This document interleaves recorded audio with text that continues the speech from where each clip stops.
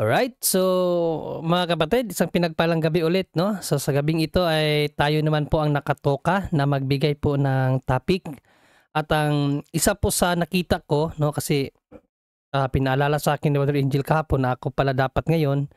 So naghanap ako kaganina at mayroon tayong nakita na pahayag ng mga ministro uli ni Manalo, no? So nung nakaraan, sinagot na sila ni Brother Wendell. So ngayon naman, sila pa rin, at ang nakita ko ng mga argumento nila ay yung sa Matthew 1:18 to 20 na ang dinadala daw ni Inang Birheng Maria ay tao, hindi daw Diyos, no? At wala daw Diyos na ipinanganak. Kaya si Panginoong Jesucristo daw ay hindi Diyos kundi tao lang, mga kapatid. Okay? So without further ado, yan po ang ating sasagutin, mga kapatid, no, matapos lamang po ang isang paalala.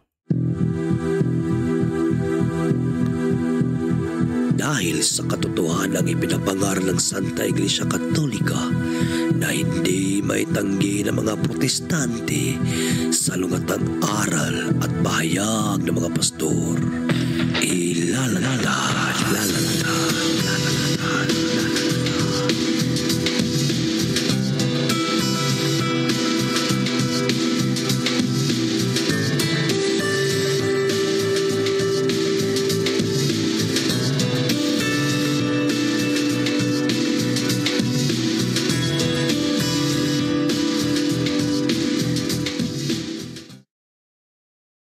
Bag sauce simbahan.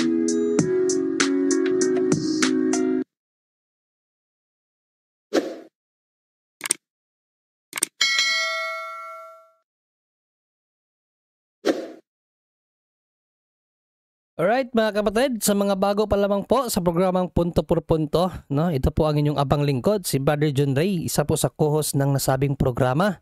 At meron din pa akong sariling channel, ang Kaabag sa Simbahan. So iniimbitahan ko po kayo na tignan din po ang aking channel, mga kapatid, at paki-like and share po sa mga videos na atin pong ini-upload doon. At of course, paki-subscribe na rin at paki-pindot ang notification bell para palagi po kayong ma-update every time po na iiri tayo dito sa YouTube, mga kapatid. Maraming salamat at umpisahan na po natin ang atin pong topiko. As I said, yung atin pong nakitang sasagutin, ito pong aral, no, ng mga ministro ni Manalo sa kanila pong pagtutol sa pagka-Diyos ng ating Panginoong Jesucristo. Dahil ika nga sa mga ministro, ang dinadala daw ni Inang Birheng Maria ayon sa Bible, sa aklat ni Mateo, ay tao. At wala daw Diyos na ipinapanganak. Kaya mga kapatid, pakinggan natin at ating sasagutin.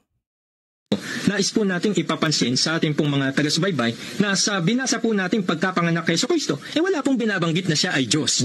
Ang maliwanag po, sa binasa natin, si Jesucristo ay, ang Panginoong Jesucristo po, ay ipinagdalang tao ni Maria. At yung banggit pa lang ng Biblia na ang pagkapanganak, Opo. Isa na yun sa katunayan na hindi talaga Diyos Opo. Sapagkat kahit kailan, ang tunay na Diyos hindi ipinanganak. Ang tunay na Diyos hindi ipinanganak. Ang tunay na Diyos hindi ipinanganak. Diba? Opo. Pero ang ating Panginoon Jesucristo maliwanag na ipinanganak at niliwanag pa nga na ipinagdalang tao. Tao ang banggit. Tao ang banggit. Tao ang banggit. Diba? At ang pagkapanganak sa Kanya sa pamamagitan anya ng Espiritu Santo. Nais po nating ipapansin sa ating pong mga Ayun mga kapatid, napakalinaw ng dalawa pong ministro, no? Mga ibanghilista ng sektang Iglesia ni Cristo na wala dang binanggit, no, sa Biblia na ipinanganak ang Diyos, no? At malinaw daw sa Biblia na kanilang binasa, ang dinadala daw ni Inang Birheng Maria ay tao. So hindi daw Diyos, mga kapatid. Okay? By the way, ang ginamit nila na talata ay ang Matthew 1:18 to 20. Okay? So basahin muna natin para makita natin ano ba talaga ang nilalaman ng nasabing talata, mga kapatid, no? Dito kasi sila humugot ng kanila pong teaching. Okay? So atin pong tibagin, no, ang kanila pong mga argumento na hindi naman po biblical. Okay? So ito po ang ating mababasa, mga kapatid.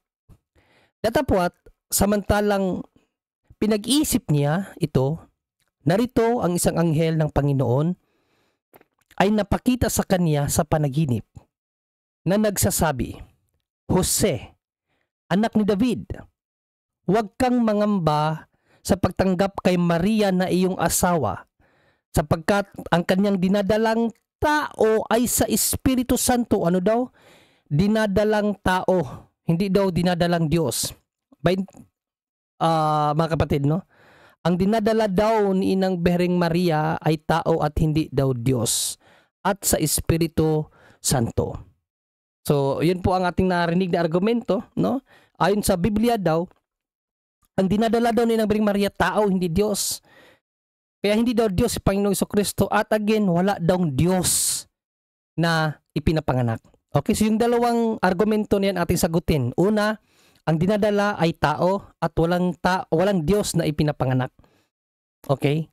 So, bago ang lahat, no, isa po sa malinaw kung bakit ang Diyos ay nagpahayag sa pamamagitan ni Isaiah ng ganito, mga kapatid, no. Sa Isaiah 55:8, ito po ang sabi ng Diyos.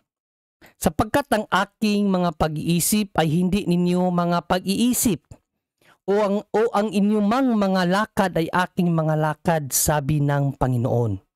So, ang pag-iisip daw ng tao ay hindi katulad ng pag-iisip ng Diyos. Bakit ko po ito binanggit bago natin sagutin?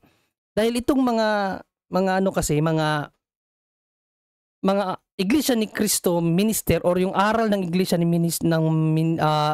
Iglesia ni Cristo na aral ay para bang hinahalin tulad nila ang Diyos sa kalagayan ng tao. Mga kapatid, kung sabaga, nililimitahan nila ang pwedeng gawin or kayang gawin ng Diyos. No?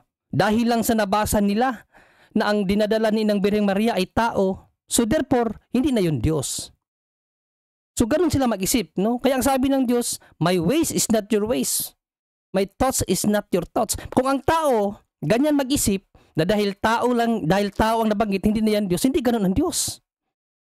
Dahil siya na Diyos, kaya niyang magkatawang tao. No? So yan po ang malinaw. Itong mga iglesia ni Cristo, nililimitahan nila ang kayang gawin ng Diyos. Bakit? Dahil ba Diyos siya, hindi niya kayang magkatawang tao, hindi niya kayang maging tao? Ibig sabihin, kung ganun pala ang pagkakilala natin sa Diyos, ang ating Diyos ay hindi kayang gawin ang lahat. Di ba ano bang isa sa aral ng Panginoong Jesucristo pagdating sa Diyos? O in Luke 1:37, ano ang sinabi ng Panginoong Jesucristo, mga kapatid?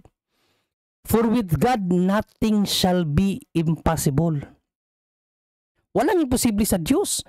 Pero bakit itong mga iglesia ni Cristo parang napaka-imposible para sa kanila na kaya ng Diyos maging tao kahit hindi siya tao? Di ba? Kaya nga, again, ang sabi ng Diyos sa Isaiah 55:8, my ways is not your ways, my thoughts is not your thoughts. So, ibig lang po sabihin, ang mga iglesia ni Cristo ay hindi talaga totally kilala kung ano at sino ang Diyos. Kasi para sa kanila, limitado ang kapangyarihan ng Diyos, mga kapatid. By the way, sagutin po natin ang unang argumento na walang Diyos na ipinanganak ayon sa Mateo 1:18-20. Kasi doon lang sila nagbasa, no? Hindi nila dinirekta. Pero bago natin idirekta ang Matthew 1:18-20, mamaya babasahin natin up to 23, balikan muna natin ang hula. Kasi kung walang sinabi sa New Testament na ipinanganak ang Diyos, sa hula meron po, mga kapatid. Okay? Sa hula po ng mga propeta, specifically si Propeta Isaiah, binanggit niya na ang Diyos ay ipapanganak. So ito po ang kulang sa mga iglesia ni Cristo minister pag nangaral. Hindi ba contextual? Ang kanilang ginagawa, prof texting. Isang talata lang, then binibigyan na nila ng sariling pagkahulugan, pagkaunawa na wala man lamang pong pagkonekta sa ibang talata. Yan po ang malaking problema. Prof texting po yan. No, hindi po yan contextualization. So i-contextualize natin, no? Since ang binasa nila is Matthew 1:18-20, pumapatungkol sa ipapanganak ni Inang Berheng Maria na tao daw ayon sa kanila, kaya hindi Diyos. So basahin natin ang hula ni Propeta Isaias kung yung ipapanganak ng babae na si Inang Berheng Maria, tao lang ba yon? O basahin natin mga kapatid ang hula ni Propeta Isaias in Isaiah 9:6. Ito po ang ating mababasa. Sapagkat sa atin ay ipinanganak ang isang bata. Sa atin ay ibinigay ang isang anak na lalaki. At ang pamamahala ay maaatang sa kanyang balikat. At ang kanyang pangalan ay tatawaging kamangamanghang tagapayo, makapangyarihang Diyos, walang hanggang Ama, Pangulo ng Kapayapaan. Ano daw? Ang bata daw mga kapatid, no, ayon sa hula, ang bata daw na ipapanganak, ay makapangyarihang Diyos. Okay, so malinaw, no? Ayon sa hula po ni Propeta Isaias, ang bata na ipapanganak ay makapangyarihang Diyos. So therefore, ang Diyos po ay pinanganak. Ayon po sa hula, mga kapatid. At alam niyo ba mga kapatid, itong term, no, na makapangyarihang Diyos, no, makapangyarihang Diyos, sa Hebrew po niyan is El Gibor. Yan po ang Hebrew word ng makapangyarihang Diyos, El Gibor. Sa Old Testament, 2 beses lamang ginamit ang salitang El Gibor or makapangyarihang Diyos. 2 beses lang po yan ginamit sa Old Testament kung mag-aaral kayo. No? Saan pa ang isa pang paggamit ng salitang makapangyarihang Diyos o El Gibor sa Old Testament? Sa aklat pa rin ni Isaias, no? In chapter 10 verse 21. Okay, basahin natin ang chapter 10 verse 21, no? Sa King James Version, ito po ating mababasa mga kapatid. The remnant shall return, even the remnant of Jacob, unto the Almighty God. Again, yan pong Almighty God. Almighty God or makapangyarihang Diyos, sa Hebrew po niyan El Gibor. 2 beses lamang yan ginamit sa whole Old Testament books. Sa aklat lamang po yan ni Propeta Isaias ninyo makikita. El Gibor. At ang El Gibor na iyan, pumapatungkol lang po iyan sa Diyos. Bakit? Si Propeta Isaias din nagpakilala sa Diyos, no? In Isaiah 43:10. Mga kapatid, ito po ang wika ng Diyos sa pamamagitan ni Isaiah. Kayo'y aking mga saksi, sabi ng Panginoon, at aking lingkod na aking pinili, upang inyong maalaman at magsisampalataya kayo sa akin, at inyong matalastas na ako nga, walang Diyos na inanyuan una sa akin. Ano daw? Walang Diyos na inanyuan una sa akin o magkakaroon man pagkatapos ko. Pakalinaw po niyan, walang ibang Diyos mga kapatid maliban sa tunay na Diyos kay Yahweh. Before sa Kanya or after sa Kanya, walang ibang Diyos. Kaya yung pong Almighty God or El Gibor, tumutukoy lamang po yun sa Diyos. Ano pang sinabi ni Isaiah sa Diyos? Sa Almighty God, in Isaiah 44:6 mga kapatid, itong sinabi ni Isaiah. Ganito ang sabi ng Panginoon ng Hari ng Israel at ng kaniyang manunubos na Panginoon ng mga hukbo. Ako ang una at ako ang huli at liban sa akin ay walang Diyos. So meaning, wala pong ibang nagmamay-ari ng titulo na El Gibor or Mighty God or makapangyarihang Diyos. Diyos lang talaga mga kapatid. Tapos kung ididikta natin sa 44:8 ng Isaiah, ito po ang ating mababasa. Kayo'y huwag mga takot o magsipangilabot man. Hindi ko baga ipinahayag sa iyo ng una at ipinakilala at kayo ang aking mga saksi. May Diyos baga liban sa akin? Oo, walang malaking bato. Ako'y walang nakikilalang iba. So walang ibang Diyos. No, at nagpakilala ang Diyos dito kay Isaiah na bato, mga kapatid. Significant po ito, no? Dahil ang bato po na binabanggit sa aklat ng mga propeta ay ang Diyos, no? In Psalm bago pala natin basahin sa Psalm, ito munang New International Version na Biblia ang basahin natin doon sa Isaiah 44:8. Ito po ang ating mababasa, mga kapatid, no? Do not tremble, do not be afraid. Did I not proclaim this and foretell it long ago? You are my witnesses. Is there any God beside me? So ito yung question ng Diyos, no, ni Yahweh. No, there is no other rock. Okay? So walang ibang bato. Ibig sabihin, ang bato na binabanggit dito ay Diyos. No other rock, mga kapatid. No? Walang ibang Diyos maliban sa Diyos. Na alin? Almighty God. El Gibor. Again, yung El Gibor, 2 beses lang yung ginamit. No? Sa Old Testament, sa aklat lamang ni Isaiah. At ang El Gibor, mighty God na yan, tumutukoy lang yan sa Diyos. Kasi walang ibang Diyos maliban kay Yahweh, mga kapatid. At ang Diyos na yan, nagpakilala bilang rock. Walang ibang rock na kinikilalang Diyos ng Old Testament. Dito po sa Psalm 18:2, ito po ang pagkilala ni David sa kanyang Diyos. The Lord is my rock, my fortress and my deliverer. My God is my rock, in whom I take refuge, my shield, and the horn of my salvation, my stronghold. Malino, mga kapatid. There's no other rock between God, no?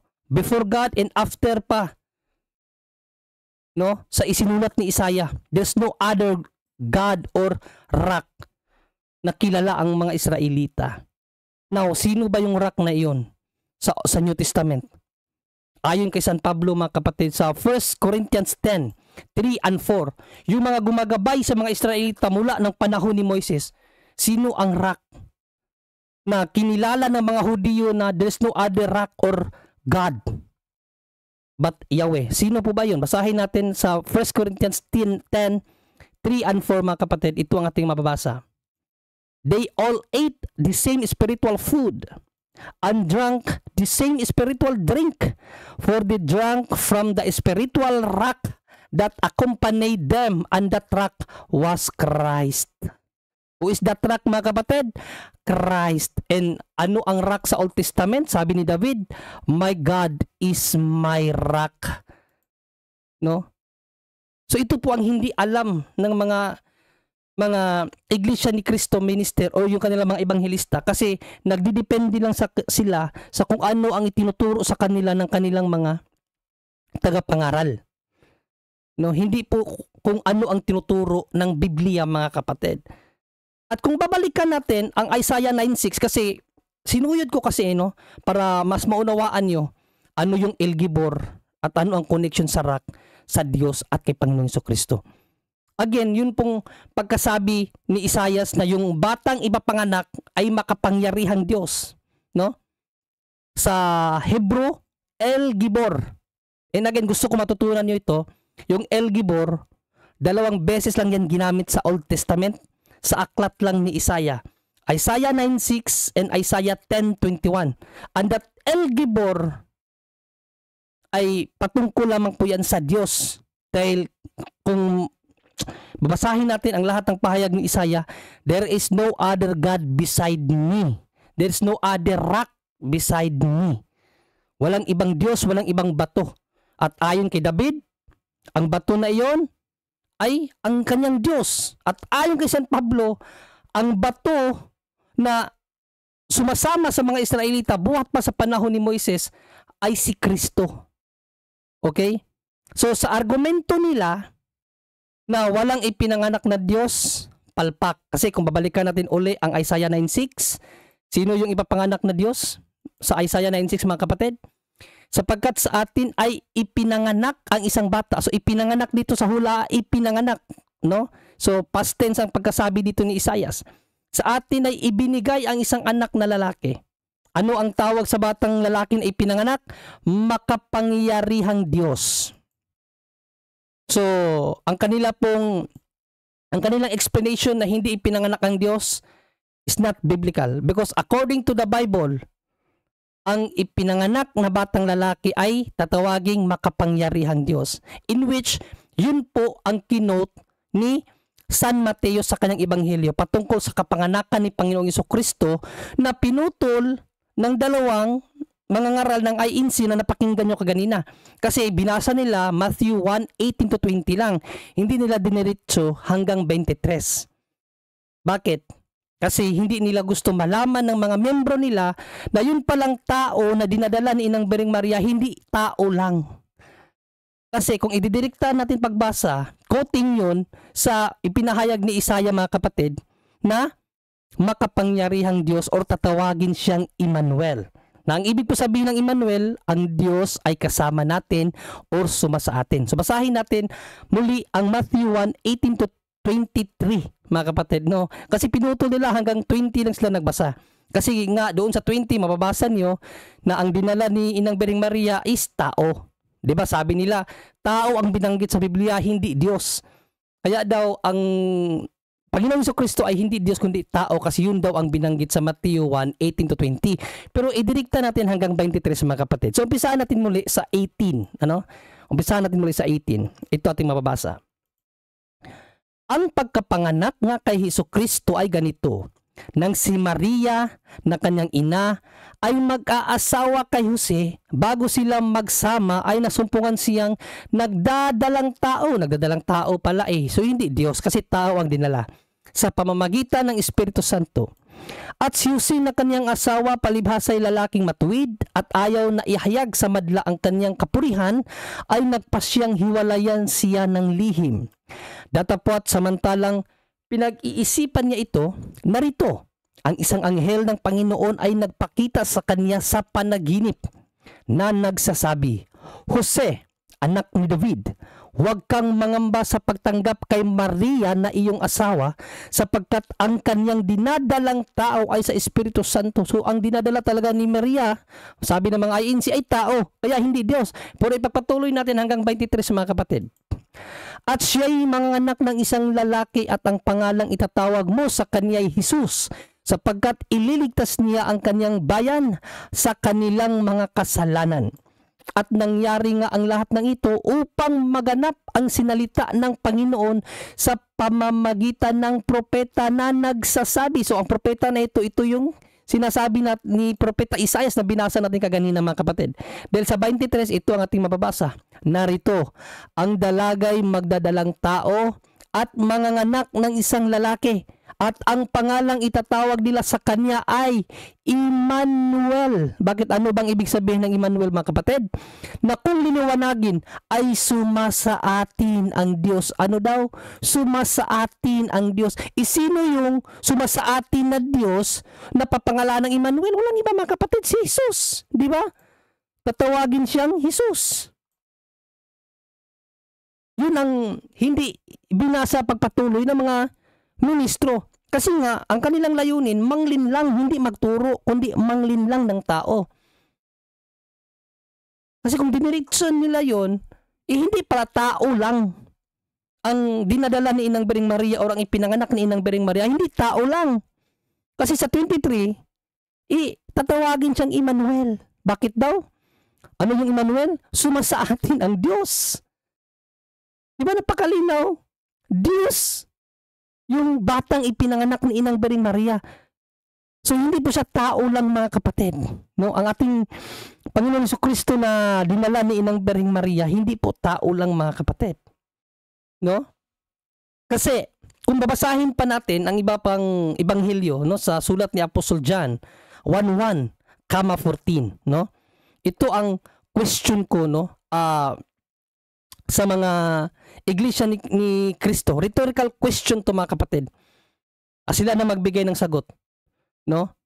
Ito po ang ebanghelyo ni Apostol John, mga kapatid. Nang pasimula siya ang verbo, at ang verbo ay sumasa Diyos, at ang verbo ay Diyos. So tandaan nyo palagi, no, ang verbo ay Diyos. Sa 14, kung babasahin natin direkta sa 14, at nagkatawang tao ang verbo. Ano daw? Nagkatawang tao ang verbo. Rhetorical question para sa mga INC. No? bakit tinawag siya ni Apostol John na nagkatawang tao kung tao lang siya? Diba?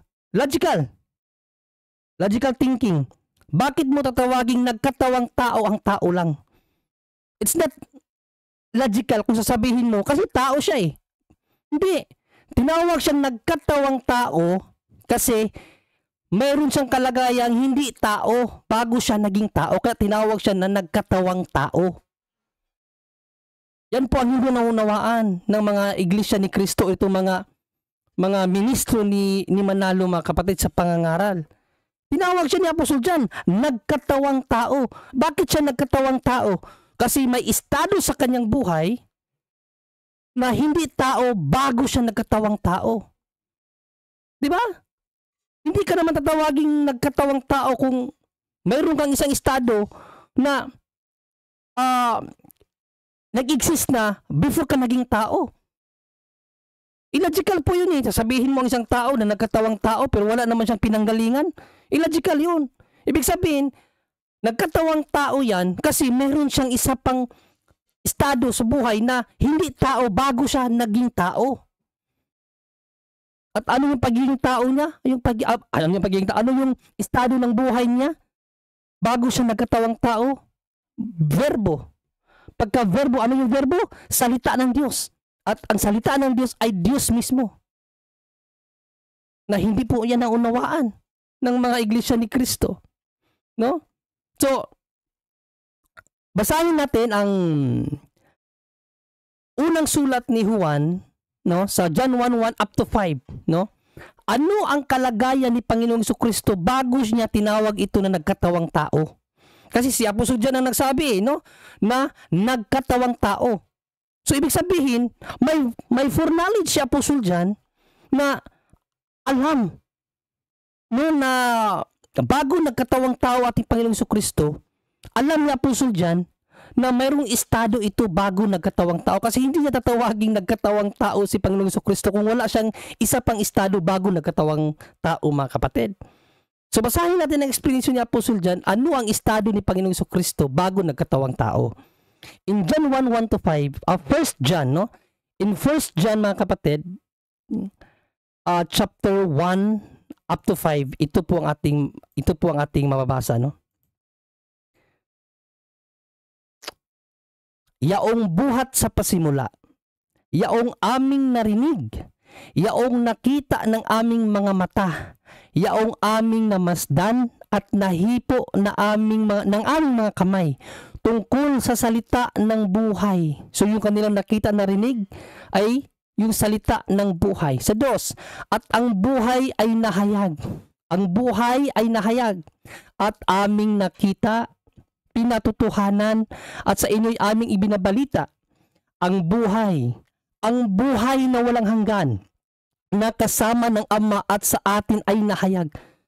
So sino daw ang ating Panginoong Jesucristo na tinawag nilang salita ng buhay? Siya ang buhay na walang hanggan, no?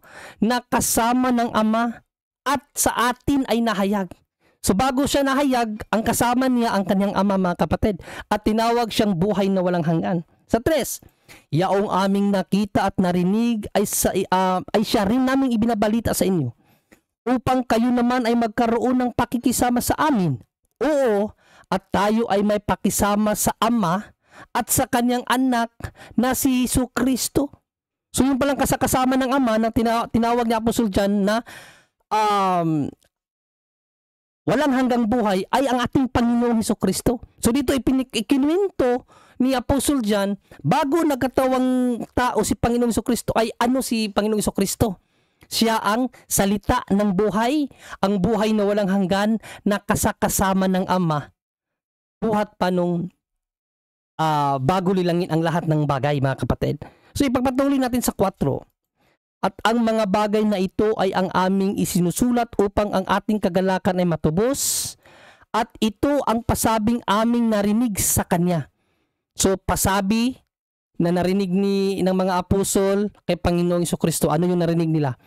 Sa inyo'y aming binabalita na ang Diyos ay ilaw at sa Kanya'y walang anumang kadiliman. So sabi daw ni Panginoong Jesucristo na narinig ng mga apostol, ang Diyos daw ay ilaw. aral ito ni Panginoong Jesucristo na ang Diyos ay ilaw. Okay? So yan ang aral ni Panginoong Jesucristo na narinig ng mga apostol. Ang Diyos daw ay ilaw. Ano ang pakilala ni Panginoong Jesucristo sa kanyang sarili? O basahin natin sa John 8:12 mga kapatid. Ito po ang ating mababasa. Muli nga nagsalita sa kanila si Jesus na sinasabi, "Ako ang ilaw ng sanglibutan." Okay? Ano daw si Panginoong Jesucristo? Si Panginoong Jesucristo daw ang ilaw ng sanglibutan. Pero ang sabi niya apostol dyan sa kanyang sulat, 1 John 1:5, ito ang salita na aming narinig sa Kanya. Ang Diyos ay ilaw. So, aral ni Panginoong Jesucristo na ang Diyos ay ilaw, pero ang pakilala ni Panginoong Jesucristo sa Kanyang sarili, ako ang ilaw. So, kung si Panginoong Jesucristo ang ilaw, at sabi din niya, ang Diyos ang ilaw, so therefore, si Kristo ay Diyos mga kapatid. Yun ang hindi po maabot ng mga iglesia ni Kristo kasi nga again hindi sila nagdig deep sa Bible. Hindi sila nag-aaral ng Biblia talaga. Nag-aaral sila ng Biblia ayon sa turo ng kanilang mga ngaral. Sila Parba, Ventilasyon o kung sino pa diyan. So ang itinuturo nila sa mga tao, mga kasama nila yung turo ng kanilang mga ministro. Hindi ang turo ng mga apostol. Kasi ang turo ng mga apostol, kahit ang dinadalang tao ni Nang Bering Maria ay tinawag na tao, hindi po tao lang. Kasi kung ididirikta natin ang pagbasa, tatawagin nga siyang Emmanuel. Nang ibig po sabihin ay kasakasama natin ang Diyos. At ang hula ni Propeta Isaias na yun ang kinote ni San Mateo, ang ipapanganak daw na bata ay ano? Makapangyarihang Diyos, El Gibor. Okay? So Diyos po ang ating Panginoong Jesucristo na nagkatawang tao. Yan ang sabi ni St. John sa sa John 1:1, 14. Ang verbo ay nagkatawang tao. So hindi po siya tao lang kasi hindi mo sasabihin ang isang tao nagkatawang tao kung tao lang talaga siya 100%. Na wala siyang ibang kalikasan, mga kapatid. Di ba? Kaya nga sa 1 John 1:1-5, mas ipinakilala ni St. John si Panginoong Jesucristo kung ano ang kanyang pinagmulan before siya nagkatawang tao. At ayon sa aral ni St. John, ang kanilang ipinapangaral ay siyang salita ng buhay. At ang salita ng buhay, ano daw? Siya ang walang hanggang buhay na kasama ng Ama. At kung ididirekta pa natin ang aral ni St. John sa 1 John 5:20, no? Sino ba ang salita ng buhay? Ang buhay na walang hanggan. Sa 1 John 5:20, ito po ang mababasa natin. At nalalaman natin na naparito ang anak ng Diyos at tayo'y binigyan ng pagkaunawa upang ating makilala siya na totoo at tayo'y nasa kanya na totoo sa makatuwid ay sa kanyang anak na si Jesucristo. Ito ang tunay na Diyos at ang buhay na walang hanggan. No? Ano daw si Panginoong Jesucristo? Tunay na Diyos at ang buhay na walang hanggan, mga kapatid. Yan po ang pagpapakilala ng mga apostoles sa ating Panginoong Jesucristo. Hindi po tao lang. Right? Kundi Diyos na nagkatawang tao. Kaya nga tinawag ni Apostol John, nagkatawang tao. Kasi bago siya nagkatawang tao, mayroon pa siyang isa pang kalagayan na hindi tao, mga kapatid.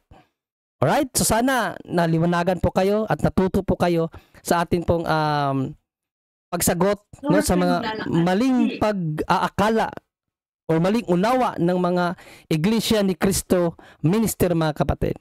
About ang Diyos daw ay hindi ipinanganak at ang dinadala daw ng Bering Maria ay tao. Kaya daw hindi Diyos.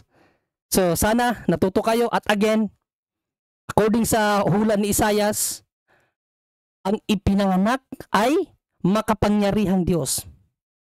At ayon sa hula o ayon sa mga scholar, yung makapangyarihang Diyos sa Hebrew is El Gibor. 2 beses lang yan ginamit sa Old Testament. Parehas mababasa yan sa Book of Isaiah. From Isaiah 9:6 and Isaiah 10:21. El Gibor. At ang El Gibor tumutukoy lang sa nag-iisang tunay na Diyos. Kaya ang ipinanganak ni ng Birheng Maria mga kapatid ay El Gibor, makapangyarihang Diyos. Yan lang, maraming salamat at naway natuto tayong lahat. Bro Jinri. Ano pala yun? Record lang ba yun?